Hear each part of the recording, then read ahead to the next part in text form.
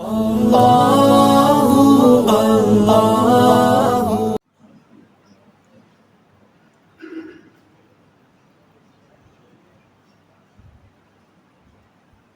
بالله من الشيطان الرجيم. بسم الله الرحمن الرحيم.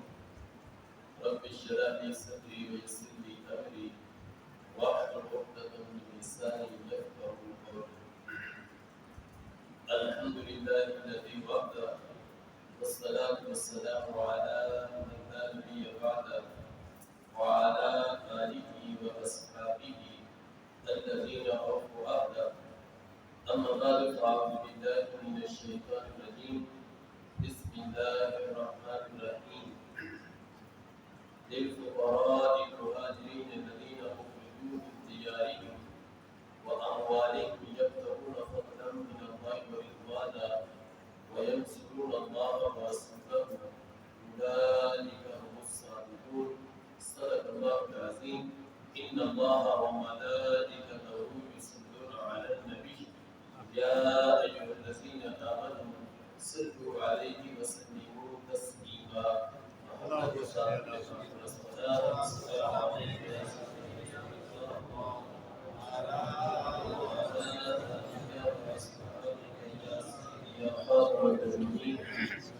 الصلاة والسلام عليك يا سيدي يا رسول الله وعلى آلك وأصحابك يا سيدي يا محبوب رب العالمين.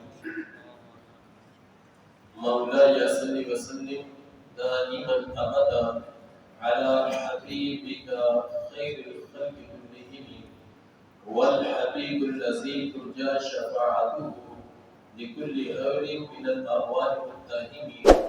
محمد التاج لله كاتبة محمد صادق الأقوال والكلم محمد أشرف الأعراب والعجم محمد خير من يمشي على قدم منزه عن شريك في محاسنه وجوهر الحسن فيه غير منقسم.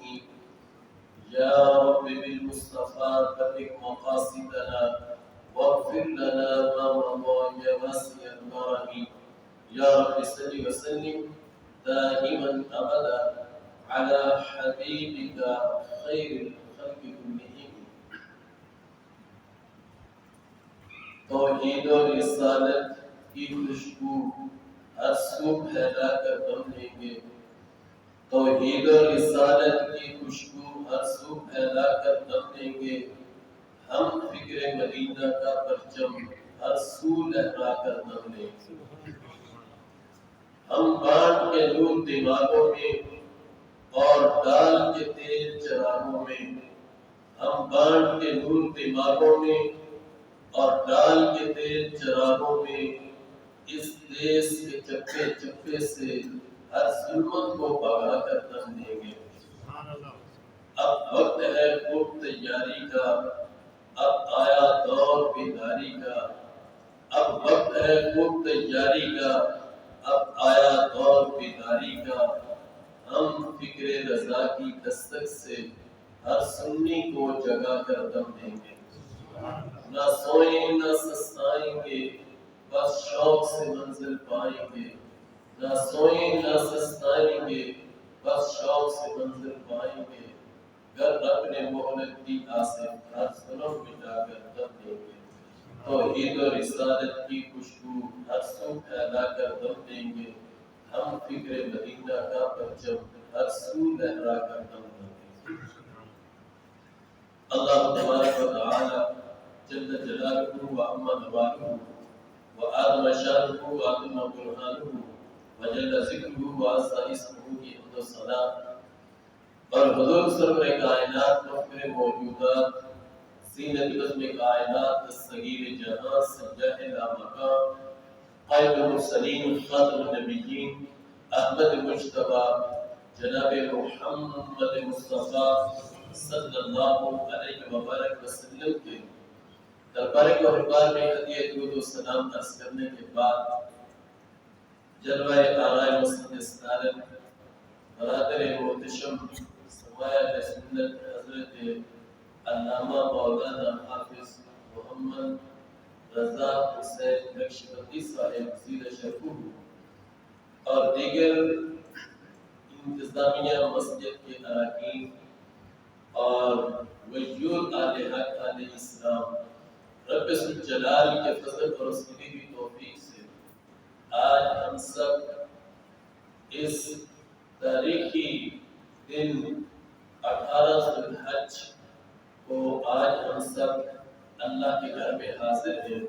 حضرت سیدنا عثمان بن عفان رضی اللہ عنہ ان کی یاد میں اس پربر تقریب میں محفل میں ہم سب حاضر ہیں۔ دعا ہے کہ رب الجلال ہم سب کی حاضری اپنے دربار میں قبول فرمائے اور نبی پاک صلی اللہ علیہ وسلم کے صدقے ہم سب کو مسلک حق اہل سنت و جماعت پر استقامت نصیب فرمائے۔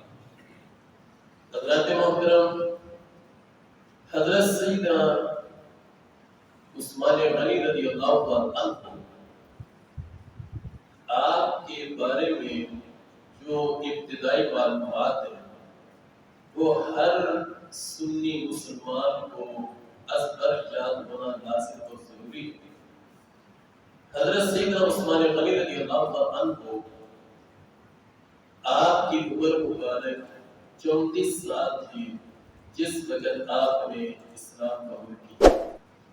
نبی اکرم صلی اللہ علیہ وسلم نے 40 سال کی عمر میں اعلان نبوت فرمایا، تو آپ کے اعلان نبوت فرمانے کے بعد سب سے پہلے جو ایمان لائے وہ حضرت سیدہ خدیجہ کبریٰ رضی اللہ عنہا اور خلیفہ بلا فصل حضرت سیدنا صدیق اکبر رضی اللہ عنہ اور حضرت علی مرتضی شریف رضی اللہ عنہ اور حضرت زید بن حارثہ رضی اللہ عنہ۔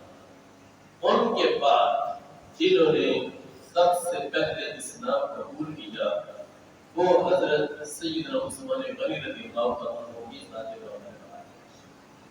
حضرت سیدنا عثمان غنی رضی اللہ عنہ نے حضرت سیدنا صدیق اکبر رضی اللہ عنہ ان کی دعوت پر اور ان کی تبلیغ پر اور ان سے متاثر ہو کر آپ نے اسلام قبول کیا۔ حضرت سیدنا عثمان غنی رضی اللہ عنہ نے جس وقت اسلام قبول کیا تو اسلام قبول کرنے میں آپ پر بھی بڑے مسائل اور بڑا مشکل وقت آیا کہ آپ کے چچا حکم بن ابی عاص انہوں نے حضرت سیدنا عثمان غنی رضی اللہ عنہ ان کو رسی کے ساتھ باندھ دیا اور باندھ کر حضرت سیدنا عثمان غنی رضی اللہ عنہ ان پر تشدد کرتے اور ساتھ یہ کہتے کہ اترغب عن ملت آبائک الی دین محدث، کیا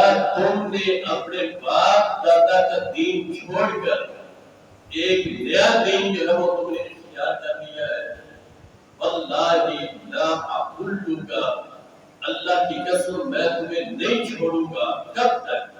حتی تدع ما انت علیہ من ھذا الدین، اے عثمان یہ جو تم نے نیا دین قبول کیا ہے جب تک تم اس دین کو نہیں چھوڑو گے اس وقت تک ہم تمہیں رسی سے نہیں کھولیں گے، اس وقت تک ہم تمہیں آزاد نہیں کریں گے، اس وقت تک ہم تمہیں زندگی آزادانہ نہیں گزارنے دیں گے۔ آگے سے حضرت سیدنا عثمان غنی رضی اللہ عنہ کو کا کیا جواب تھا؟ آپ فرماتے واللہ لا ادعو ابدا ولا ابارک، فرماتے اللہ کی قسم میں اپنا سر کٹا سکتا ہوں لیکن اپنے محبوب کے دامن سے ایک قدم بھی پیچھے میں کبھی نہیں آؤں۔ سبحان اللہ۔ تو اس طرح آپ نے جس وقت اسلام قبول کیا تو اسلام قبول کرنے کی وجہ سے آپ نے بڑی جو مشکلات ہیں ان کا آپ نے سامنا کیا اور مکی زندگی نبی اکرم صلی اللہ علیہ وسلم کی 13 سالہ مکی زندگی حضرت سیدنا عثمان غنی رضی اللہ عنہ مکہ شریف میں مکی زندگی میں نبی اکرم صلی اللہ علیہ وسلم کے ہر لمحہ آپ ساتھ رہے، مشکلات کا مقابلہ آپ کرتے رہے اور پھر جس وقت نبی اکرم صلی اللہ علیہ وسلم نے مکہ شریف سے مدینہ شریف ہجرت کی تو 10 سال نبی اکرم صلی اللہ علیہ وسلم نے مدینہ شریف میں گزارے.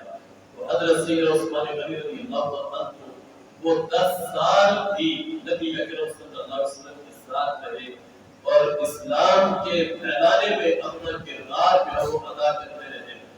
اور نبی اکرم صلی اللہ علیہ وسلم کے پردہ فرما جانے کے بعد خلیفہ بلا فصل حضرت سیدنا صدیق اکبر رضی اللہ عنہ ان کے 2 سالہ دور خلافت اور پھر ان کے بعد خلیفہ دوم حضرت سیدنا عمر بن خطاب رضی اللہ عنہ ان کا 10 سالہ دور خلافت. 12 سال آپ مشیر کی حیثیت سے اسلام کے وہ پھیلانے میں اہم کردار